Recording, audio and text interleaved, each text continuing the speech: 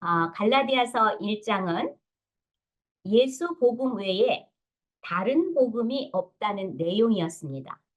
갈라디아서 2장은 그러면 참 복음이란 무엇인가? 참 복음은 믿음으로 의롭게 된다는 내용입니다. 갈라디아서 4강입니다. 본문은 갈라디아서 2장 11절에서 21절입니다. 이 부분을 두 부분으로 나누어 읽겠습니다. 우선 갈라디아서 2장 11절에서 14절인데 이 부분은 갈라디아서 2장의 두 번째 에피소드입니다. 첫 번째 에피소드는 디도의 할례를 거절한 내용이었습니다. 자, 두 번째 에피소드는 게바. 여기서 게바는 베드로를 말해요. 베드로가 이름이 여러 개 있는데 게바는 베드로입니다. 베드로가 수리아 안디옥 교회에 시찰 왔을 때 일어난 일입니다. 베드로가 이방인 신자들과 식사 교제를 하는 중에 유대에서 율법주의자들이 왔다는 소식을 듣고 베드로가 이방인들과 식사 자리를 피해버리자 바울이 베드로를 면전에서 책망한 사건입니다. 그리고 또 하나는 갈라디아서 2장 15절에서 21절까지인데 두 에피소드의 결론 부분입니다. 디도의 할례를 거절한 사건, 베드로를 면전에서 책망한 사건으로 바울이 말하고자 하는 복음 진리, 즉 믿음으로 의롭게 된다는 내용을 다시 설명하는 부분입니다. 먼저 베드로, 게바의 안디옥 사건입니다. 본문은 바울이 베드로가 구원을 받고도 이방인과의 교제를 꺼려 했던 사건을 폭로하는 내용입니다. 갈라디아서 2장 11절에서 14절을 읽습니다. 게바가 안디옥에 이르렀을 때에 책망받을 일이 있기로 내가 그를 대면하여 책망하였노라. 야고보에게서 온 어떤 이들이 이르기 전에 게바가 이방인과 함께 먹다가 그들이 오매 그가 할례자들을 두려워하여 떠나 물러가매 남은 유대인들도 그와 같이 외식하므로 바나바도 그들의 외식에 유혹되었느니라. 그러므로 나는 그들이 복음의 진리를 따라 바르게 행하지 아니함을 보고 모든 자 앞에서 게바에게 이르되 내가 유대인으로서 이방인을 따르고 유대인답게 살지 아니하면서 어찌하여 억지로 이방인을 유대인답게 살게 하려느냐 하였노라. 네, 감사합니다. 11절 내용입니다. 바울이 베드로를 면전에서 책망했던 안디옥 사건을 꺼냅니다.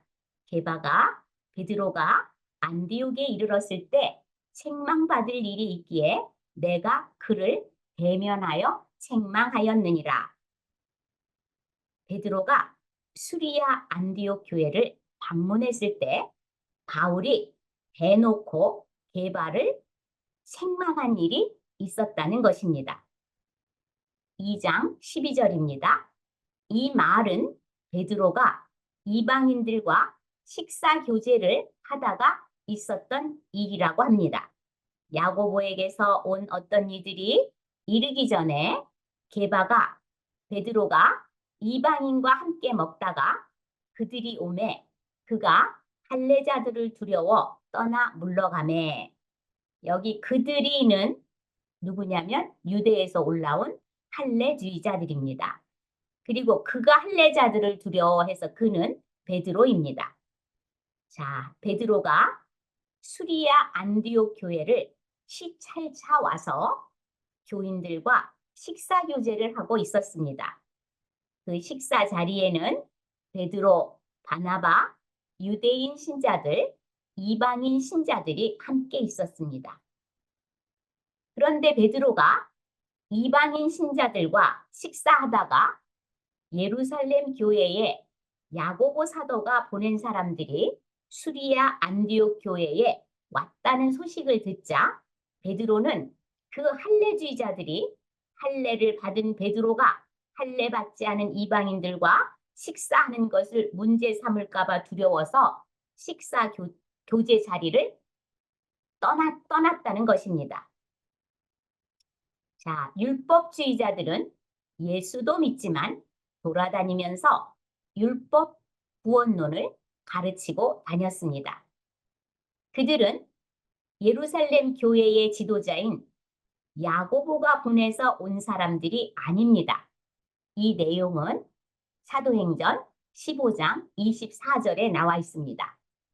자신들의 가르침에 번의를 위해 야고보 사도의 이름을 사칭하고 다니는 것입니다.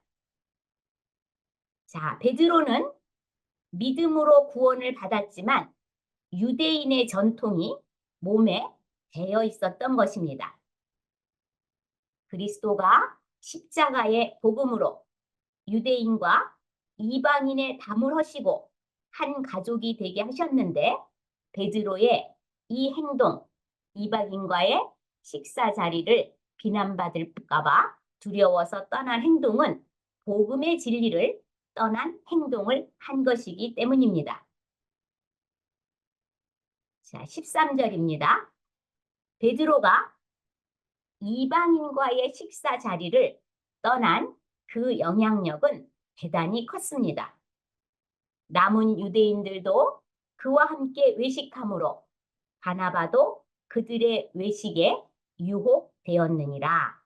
식사 자리에 함께 있었던 유대인들은 물론 수리아 안디옥 교회의 담임 목사인 바나바도 베드로가 식사 자리를 떠나자 유혹을 받아 그 자리를 떠나는 일이 생겼습니다. 율법은 유대인과 이방인이 교제하는 것을 금했습니다. 그러나 베드로는 사도행전 9장에서 하나님이 보여주신 보자기 환상과 고넬료 집에서의 경험으로 이방인과의 식사 자리를 그 교제를 지금까지 쭉 하면서 지내왔습니다. 그것이 복음의 가치입니다. 바울은 베드로에게 복음의 가치와 다른 모습을 보인 것을 책망하고 있습니다. 다른 복음을 믿으면서 예수를 믿고 있다고 생각하는 사람들이 그 영향력을 크게 미치게 되어 있습니다. 2장 14절입니다. 바울이 베드로를 책망한 내용입니다.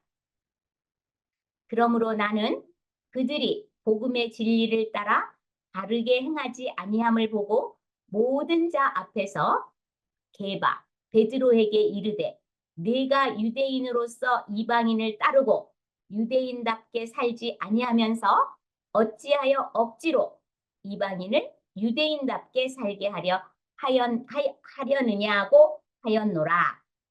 바울이 책망한 이유는 베드로가 복음대로 살지 않았기 때문입니다.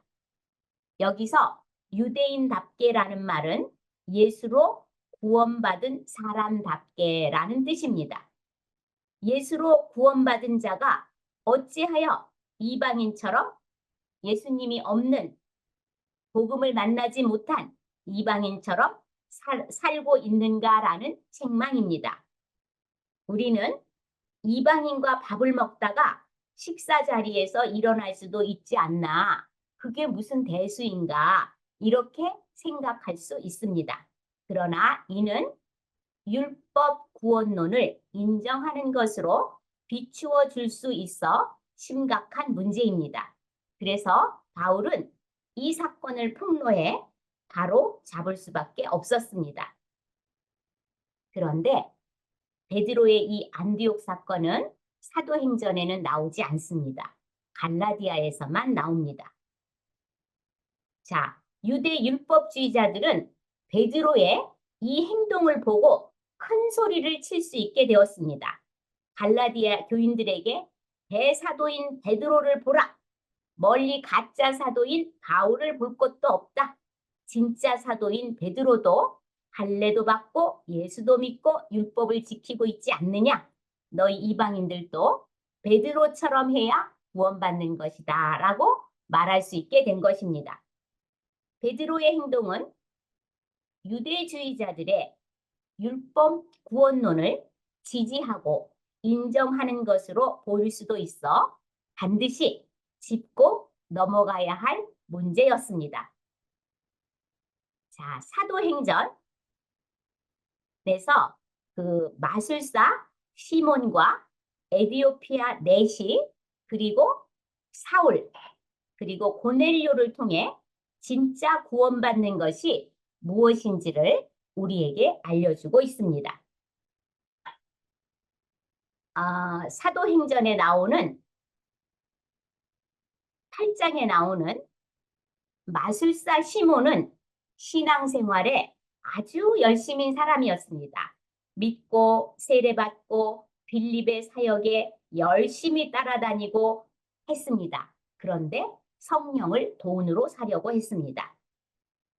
그가 믿고 성령 받으려는 목적이 있었으니 마술사 시몬은 예수님을 복음을 만나지 못한 사람입니다. 구원받지 못한 사람입니다. 그리고 에디오피아 내시가 나옵니다. 에디오피아 내시는 신앙생활에 아주 열심히 특심인 사람입니다. 예배를 드리려 먼 길을 오고 구약 성경도 읽는 사람입니다. 자, 에디오피아 구스에서 예루살렘까지 6월절을 지키러 예배를 드리러 왔었습니다. 그리고 돌아가는 길에 성경도 읽고 있었습니다. 그런 열심으로 구원받는 것이 아니기 때문에 예수님은 전도자 빌립을 보내 에디오피아 내시에게 그리스도를 전해서 영접하게 했습니다. 그리고 나중에 바울이 됐죠. 이 사울은 바리새인으로 율법을 지키며 하나님을 위해 열심히 특심인 사람이었습니다. 율법으로 구원받는다고 하면 율법으로 구원받는다고 믿는 그에게 부활의 주님이 나타났습니다. 율법과 특심으로 구원받을 수 없기 때문에 부활의 예수님이 사울을 찾아가신 것입니다. 부활의 예수님을 받아들여 사울은 구원을 받았습니다. 고넬료는 신앙생활에 철두철미한 사람으로 칭찬과 존경을 받는 사람이었습니다. 경건하고 구제하고 기도하고 환상을 보는 사람이었습니다. 고넬료가 이런 것들로 구원받을 수 있었다면 하나님은 베드로를 고넬료에게 보내지 않았을 것입니다. 베드로를 보내 예수 그리스도를 전해 영접하게 해서 고넬료는 구원을 받게 되었습니다. 그리스도를 영접하는 것 외에는 구원받을 길이 없습니다. 자, 우리가 위에서 본 책망받은 베드로의 반응은 성경에 기록되지 않고 있습니다. 바울의 책망을 수용한 베드로의 성숙한 모습을 볼 수 있습니다. 자, 리더들의 허물을 덮어줄 수 있으나 구원과 관계되는 것이라면 말을 해야 합니다.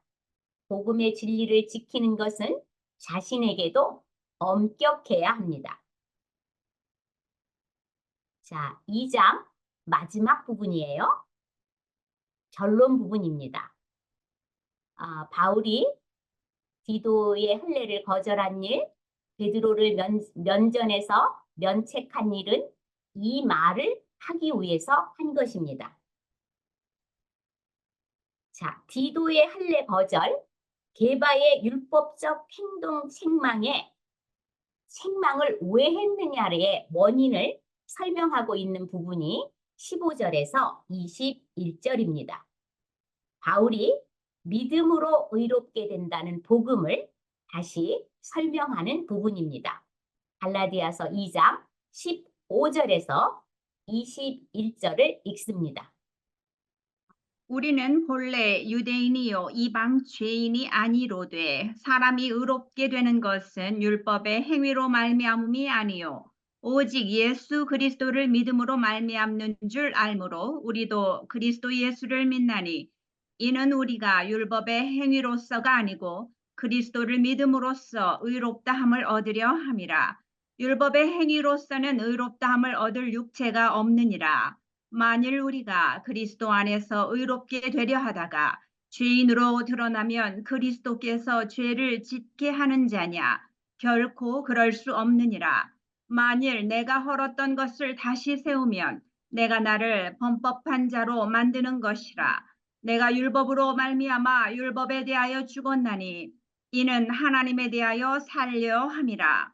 내가 그리스도와 함께 십자가에 못 박혔나니 그런즉 이제는 내가 사는 것이 아니요 오직 내 안에 그리스도께서 사시는 것이라. 이제 내가 육체 가운데 사는 것은 나를 사랑하사 나를 위하여 자기 자신을 버리신 하나님의 아들을 믿는 믿음 안에서 사는 것이라.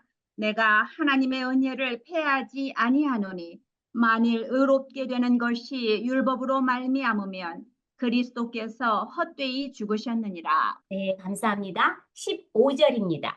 당시 이방인에 대한 유대인의 시각을 말하고 있습니다. 우리는 본래 유대인이고 이방 죄인이 아니다. 유대인은 나면서부터 아브라함의 자손으로 하나님을 알고 율법을 보유한 민족으로 유대인들은 그것으로 구원을 받았다고 생각했습니다. 그래서 구약 배경이 없고 율법을 모르는 이방인들은 지옥의 땔감으로 죄인이라고 생각했습니다. 그런데 바울은 여기서 무엇을 말하고자 하느냐면 율법을 보유했거나 하나님을 안다거나 구약 배경이 있다거나 이런 것으로 구원받지 못한다는 것을 말하고자 합니다. 그런데 2장 16절에 보면 자, 2장 15절과 같은 시각을 가지고 사는 사람들에게 변화가 일어났다는 것입니다. 사람이 의롭게 되는 것은 율법의 행위로 말미암음이 아니요 오직 예수 그리스도를 믿음으로 말미암는 줄 알므로 우리도 그리스도 예수를 믿나니 이는 우리가 율법의 행위로서가 아니고 그리스도를 믿음으로써 의롭다함을 얻으려 함이라. 율법의 행위로서는 의롭다함을 얻을 육체가 없느니라. 자, 이방인들은 다 죄인이라고 생각하는 사람들 중에서 아니다. 유대인이나 이방인이나 다 예수를 믿어야 구원을 받는다. 예수를 믿어야 의롭게 된다는 것을 믿는 사람이 생겨났다는 것입니다. 바울은 그것을 우리도로 묶었습니다. 율법의 행위로는 의롭다함을 얻을 육체가 없다. 그래서 우리도 예수를 믿음으로 의롭다함을 얻으려 한다는 결론을 내린 사람들입니다. 17절입니다. 그들은 믿음으로 의롭게 하려고 하나님이 그리스도를 준비하셨다는 것을 깨닫게 되었다는 내용입니다. 만일 우리가 그리스도 안에서 여기에 율법으로를 삽입하면 내용이 확 들어와요. 제가 삽입해서 읽어보겠습니다. 만일 우리가 그리스도 안에서 율법으로 의롭게 되려 하다가 죄인으로 드러나면 그리스도께서 죄를 짓게 하는 자냐? 결코 그럴 수 없느니라. 율법은 하나만 지키지 않아도 죄인이 되니까 죄의 삭은 사망에 이르게 한다는 것입니다. 구원받지 못하게 한다는 것입니다. 인간은 율법을 지켜낼 도리가 없는 존재들입니다. 구원은 예수를 믿음으로만 된다고 했으니 율법으로 구원받으려 했다가 구원을 못 받게 되는 것을 예수님을 탓하지 말라는 내용입니다. 자, 18절입니다. 바울은 자신이 율법 구원론을 가르친다면 진리를 허문 죄인이 된다고 말하고 있습니다. 만일 내가 헐었던 것을 다시 세우면 내가 나를 범법한 자로 만드는 것이다. 내가 예수를 믿어 의롭게 된다고 가르치다가 다시 율법을 지켜야 의롭게 된다고 가르친다면 내가 세운 것을 허물게 만들어 죄를 짓는 것이라고 말하고 있습니다. 지금 베드로는 예수님의 십자가로 유대인과 이방인을 하나 되게 하신 것을 허물고 있다고 말하고 있습니다. 말하고 있는 것입니다. 바울은 베드로에게, 게바에게 예수님이 허신 그 장벽을 왜 다시 세우냐고 책망하고 있습니다. 자, 2장 19절은 바울이 율법과 예수님의 십자가를 어떻게 이해하고 있느냐를 말하는 내용입니다. 내가 율법으로 말미암아 율법에 대하여 죽었나니 이는 하나님에 대하여 살게 하려 함이라. 살려 함이라. 자, 나는 율법에 매여서 율법의 종이 되어 살다가 율법을 지키지 못하니 죄의 삭은 사망으로 죽게 될 운명이었다는 뜻입니다. 바울의 율법에 대한 이해입니다. 자, 요 밑에 부분은 바울이 십자가에 대한 이해입니다. 그런데 예수님이 십자가에서 율법에 대해서 죽으실 때 나도 율법에 대하여 죽었으니 십자가에서 율법을 완성하신 예수님의 그 사랑이 내게 전가되어 나는 율법의 종이 되지 않고 율법을 사랑할 수 있게 된 것입니다. 나는 예수님을 영접해서 율법의 종된 삶에서 자유하게 되었다는 것입니다. 2장 20절입니다.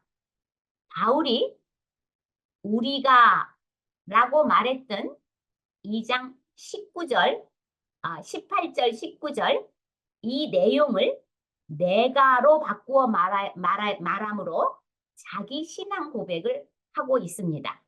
내가 그리스도와 함께 십자가에 못 박혔나니 그런즉 이제는 내가 사는 것이 아니요 오직 내 안에 그리스도께서 사시는 것이라. 이제 내가 육체 가운데 사는 것은 나를 사랑하사 나를 위하여 자기 자신을 버리신 하나님의 아들을 믿는 믿음 안에서 사는 것이라. 여기 내가 그리스도와 함께 십자가에 못 박혔나니 이 내용은 나는 예수님이 십자가에 죽으셨을 때 함께 내 옛 자아가 죽었다는 말입니다. 내가 십자가에 죽지 않으면 아무리 교회를 다니고 성경 박사라도 내가 주인인 삶을 살고 있는 것입니다. 교회는 다녀도 나를 중심으로 모든 것이 돌아가는 삶이기 때문에 늘 불평하고 마땅치 않아 하는 삶을 살게 됩니다. 그런즉 이제는 내가 사는 것이 아니요 오직 내 안에 그리스도께서 사시는 것이라. 자, 그리스도께서 내 안에 사시게 되었습니다. 내가 십자가에서 죽고 주님의 부활의 능력으로 다시 살아났는데 그때는 주님의 부활 생명으로 다시 살아난 것이고 성령이 내 안에 내주하여 나의 주인으로 사시게 된다는 뜻입니다. 내가 육체를 가지고 이 땅에 사는 것은 그리스도를 믿는 믿음 안에서 사는 것이다. 이 말은 그리스도의 믿음으로 내가 이 땅에서 살아간다는 말입니다. 그리스도의 믿음이란 예수 그리스도가 이 땅에 오셔서 우리를 속량하시고 우리에게 죄사함을 주시고 그리고 그 값을 치르셔서 우리를 구원하여 목적지까지 반드시 이끌어 회복시켜 완성해 놓으실 것이라는 것을 믿는 믿음입니다. 그러니 믿음은 나에게서 출발하는 것이 아닙니다. 내가 결심하고 애쓰고 노력하는 것이 믿음이 아닙니다. 그리스도의 믿음은 하나님에게서 출발된 것으로 하나님과 하나님이 예수 그리스도를 통하여 이루신 구원 역사를 내 마음에 믿는 것입니다. 2장 21절입니다. 바울이 갈라디아서 2장 21절에서 자기 간증을 합니다. 내가 하나님의 은혜를 패하지 아니하노니 만일 의롭게 되는 것이 율법으로 말미암으면 그리스도께서 헛되이 죽으셨느니라. 율법으로 구원받을 수 없다는 것을 깨달은 바울은 십자가를 받아들였다는 자기 고백입니다. 율법으로 구원받으려 하면 우리를 구원하기 위해 십자가에서 죽으신 예수님의 죽음은 필요가 없는 것이고 헛된 것이 됩니다. 그렇다면 그렇게 우리를 구원할 수도 없고 한 그 율법을, 그 무능력한 율법을 왜 주셨는가에 대한 대답을 갈라디아서 3장에서 배우게 됩니다. 오늘은 여기까지입니다.